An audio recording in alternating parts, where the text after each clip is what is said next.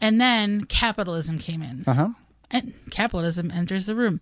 So in 1876, this German American named Henry Heinz came along and started bottling this up and selling it. And the funny part is that you know how it says like Heinz 57, the 57 varieties? Right. It was just an arbitrary number. Okay. Yeah, he was like, that's a good number.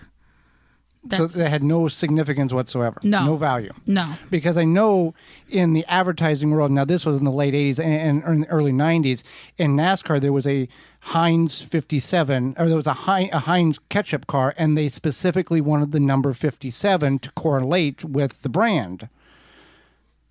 But it's just a catching, it's just like a WD-40 type of thing. I'm sure there's some significance there, but it's a number that becomes recognizable to the brand.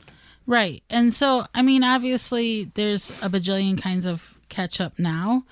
But at the time that was the main one, right. The only, whatever. But I think it's kind of funny that he just said,